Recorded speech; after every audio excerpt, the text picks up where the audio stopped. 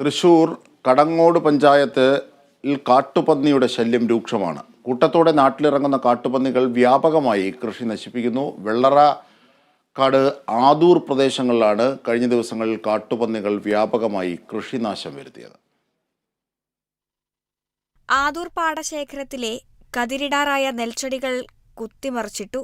Vellarakkad പാടശേഖരത്തിൽ acre കണക്കിന് നെൽകൃഷിയാണ് നശിപ്പിച്ചിട്ടുള്ളത്.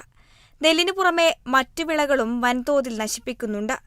കടങ്ങോട് പഞ്ചായത്തിലെ മികച്ച കർഷകനായ മുഹമ്മദ് കുട്ടിയുടെ തോട്ടത്തിലെ വാഴകളും ചേമ്പും ചേനയും കപ്പയും വ്യാപകമായി നശിപ്പിച്ചു. കഴിഞ്ഞ ഒരു മാസത്തിനുള്ളിൽ പല ദിവസങ്ങളിലായി 300-ലധികം വാഴത്തൈകളാണ് പന്നികൾ കുത്തി നശിപ്പിച്ചത്. 200 ഏക്കറോളം നെൽകൃഷിയുണ്ട്. കുറഞ്ഞ ഒരു റോഡ് വക്ക് കരമാർഗം വന്നിട്ട് പന്നികളുടെ ശല്യം എല്ലാ സ്ഥലത്തും ഉണ്ട്. കരമാർഗം വന്നിട്ട് ഇങ്ങനെ ഇറങ്ങുക, ആ ഭാഗത്ത് ആ നെല്ല് മാന്തി കളയുക. അപ്പൊ അത് 3ാമത്തെ പ്രാവശ്യമാണ് ഞങ്ങൾ നടന്നത്. നട്ട് കുറച്ച് കഴിഞ്ഞ് പിറ്റേന്ന് വന്നാലും അതെടുത്ത് പറിച്ചിട്ടുണ്ടാവും. കർഷകരുടെ വാഴ, ചക്കരക്കിഴങ്ങ്, കൊള്ളി, ഇങ്ങനെയുള്ള എല്ലാ കൃഷികളും ഞാനൊക്കെ ഉപേക്ഷിച്ചു. തരിശു ഭൂമികളൊക്കെ എടുക്കുന്നുണ്ട്, ആ കൃഷികളൊക്കെ ഉപേക്ഷിച്ചു. പഞ്ചായത്തിൽ പരാതിപ്പെട്ടിട്ടുണ്ടെങ്കിലും പന്നിശല്യം തടയുവാനുള്ള നടപടിയായില്ലെന്നാണ് കർഷകർ പറയുന്നത്. അതേസമയം പന്നികളെ വെടിവെച്ചു കൊല്ലാൻ പഞ്ചായത്ത് തീരുമാനമെടുത്തിട്ടുണ്ടെന്നും ഷൂട്ടർമാരെ ലഭിക്കാത്തതാണ് നടപടി വൈകാൻ ഇടയാക്കുന്നതെന്നും പഞ്ചായത്ത് പ്രസിഡന്റ് മീന സാജൻ അറിയിച്ചു.